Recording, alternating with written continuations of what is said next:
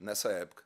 E era boca do inferno porque falava mal de todo mundo, dizia coisas, fazia poemas e sonetos com palavrão, com uma certa pornografia, com coisas desse tipo, e para, sei lá, para a moral do século XVIII, ele era considerado muito chocante. O Glauco é chocante para a mentalidade, para a moralidade do século XXI.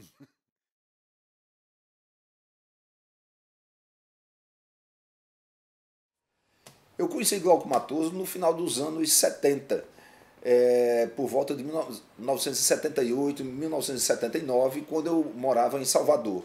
Não nos conhecemos pessoalmente, conhecemos por correspondência, porque eu era ligado a um grupo que fazia arte postal.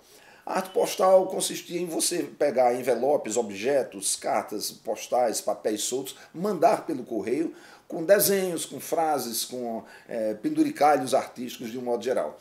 E por conta disso me chegou às mãos uma remessa do jornal Dobrábio, que Glauco estava fazendo nessa época em São Paulo.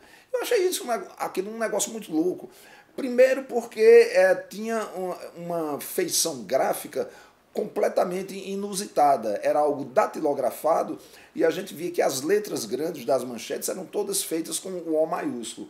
Eu ficava imaginando como é que o cara fazia aquilo, porque não me passou inicialmente pela cabeça que alguém pudesse, com tanto capricho, com os recursos limitados de uma máquina de escrever mecânica, Olivetti, pelo tipo, uma máquina igual a minha, inclusive, a mesma máquina que eu tinha em casa, que alguém pudesse fazer uma coisa com tamanho capricho e com tamanha perfeição. E, em segundo lugar, pelo conteúdo do Jornal Dobrado, que era um jornal gay, coprofágico, anarquista, concretista e dadaísta e mais uma série de outras coisas. Então eu comecei a ficar fascinado toda vez que recebia aquele material, lia dezenas de vezes do começo até o fim e fui entendendo um pouco qual era a proposta, como a gente dizia na época. E comecei a mandar materiais para Glauco também, e começamos uma correspondência. Eu comecei a mandar um pouco de poemas nesse sentido, gay, coprofágico, dadaísta, concretista, surrealista, ou seja lá o que for. E ele começou a incluir em algumas edições do Jornal Dobrábio. Depois, em 1980, eu passei alguns meses em São Paulo, porque eu estava com dois amigos meus, o Tadeu Matias e o Fugo, fazendo um show no saudoso Teatro Lira Paulistana, na Praça Benedito Calixto. Fizemos shows de meia-noite lá durante muito tempo e o Glauco apareceu lá. Eu avisei que estava em São Paulo, ele foi lá e começamos a sair juntos, conversar muito, dar muita risada.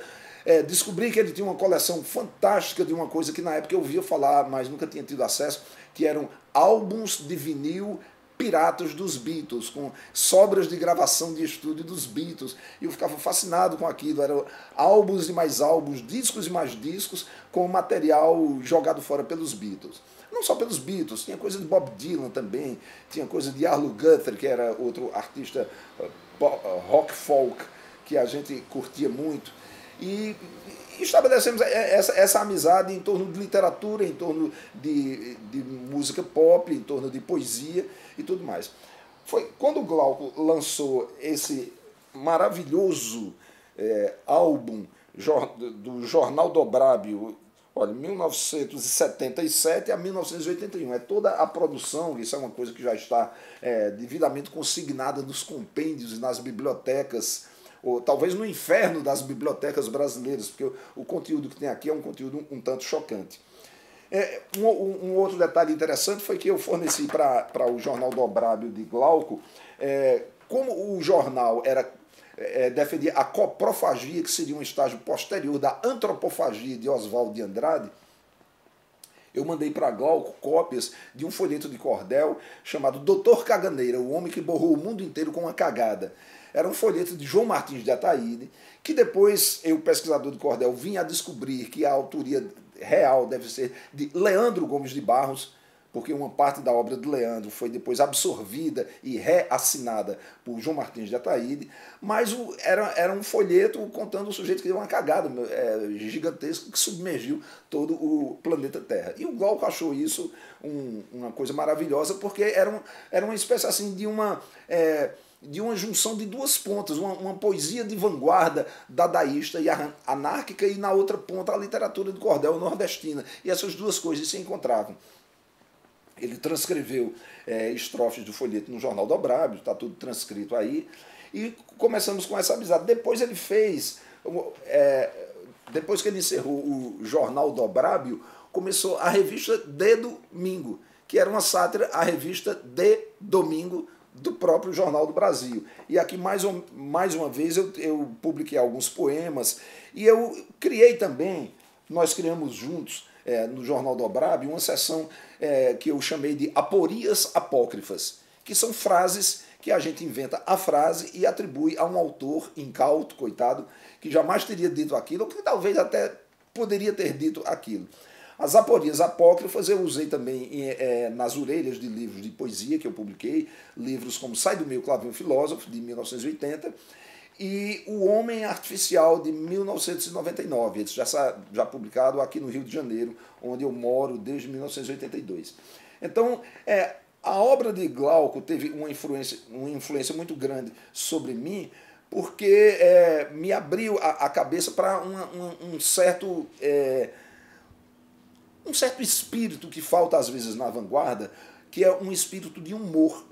Eu fiquei gostando muito de qualquer movimento de vanguarda no mundo, mas que seja dotado de senso de humor, como eu vejo, por exemplo, no Colégio de Patafísica, lá da França, que tem Boris Vian, Raymond Queneau e vários outros escritores e poetas que têm esse mesmo espírito anárquico que o Glauco tem, com senso de humor, porque não tem coisa mais chata no mundo do que uma vanguarda sem senso de humor, uma vanguarda que se acha justamente não aquele maluco que vai na frente do exército, mas aquele alpinista que escalou o Everest e diz que está de lá de cima olhando para todo o resto do mundo.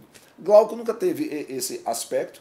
Ele sempre foi um cara questionador. Nos 5.000 e tantos sonetos que ele fez depois disso, esse aspecto questionador, irreverente, brincalhão, sarcástico por um lado, mas carinhosamente bem-humorado pelo outro, esse espírito que estava presente no Jornal Dobrábio, está presente nesses 5.000, 6.000, sei lá quantos sonetos ele fez até agora. Então temos essa amizade à distância, porque eu moro no Rio, ele mora em São Paulo, eu vou pouco lá, ele vem pouco aqui, mas nos correspondemos ainda, de vez em quando. Ele agora tem um computador falante, ou seja, ele já, em matéria de ficção científica, ele já está muito na minha frente, que eu sou um autor de ficção científica, que ainda escrevo num computador tradicional, mas ele, sempre na vanguarda dos fatos, está muito mais adentrado do que eu. Ele tem um computador que fala para ele. Então, a importância de um evento como esse, celebrando a presença, a influência e o caráter marcante da obra de Glauco Matoso, tem essa importância no momento em que nós estamos vivendo um tempo careta no país, um tempo onde as vanguardas e a arte em si estão sendo perseguidas, um tempo onde a orientação sexual das pessoas é considerada a coisa mais importante que elas têm, quando simplesmente, Glauco me falou uma vez, ele disse, olha, a orientação sexual é como o paladar, cada pessoa gosta de um prato preparado de uma maneira diferente. Tem gente que gosta de comer feijão com arroz, outros misturam feijão com macarrão, outros misturam feijão com banana, tem gente que come feijoada com laranja e assim por diante. Cada um tem seu gosto. Isso não é a coisa mais importante do mundo, é o prazer e a sobrevivência de cada um. Eu me lembro muito também, para encerrar, de uma figura marcante que tem na minha cidade, de Campina Grande, que é Pedro Cancha, que nos anos 60 ele desfilou de saia em carro aberto no centro de Campina Grande, quando um figurinista de Recife lançou a moda do saiote masculino. Então pegaram esse cara, que era um cabeludo lá de Campina Grande, ele vestiu uma saia e desfilou no centro da cidade de carro aberto, sendo vivamente aplaudido pelas pessoas. Isso era por volta de 1968, 69. Recentemente o pessoal de Campina Grande fez um documentário sobre ele e disseram, Pedro Cancha, o que é que você me diz do passado? E ele disse, o passado era mais moderno. Essa é a sina do Brasil. O nosso passado era mais moderno. E a obra de Glauco Matoso está aí até hoje para provar que isso é uma verdade. Vou gravar rapidinho, só uma fala sua, só para testar. Vamos lá. Depoimento sobre Glauco Matoso, o Boca do Inferno Gregório de Matos do século XXI, o artista mais transgressivo de nossa geração.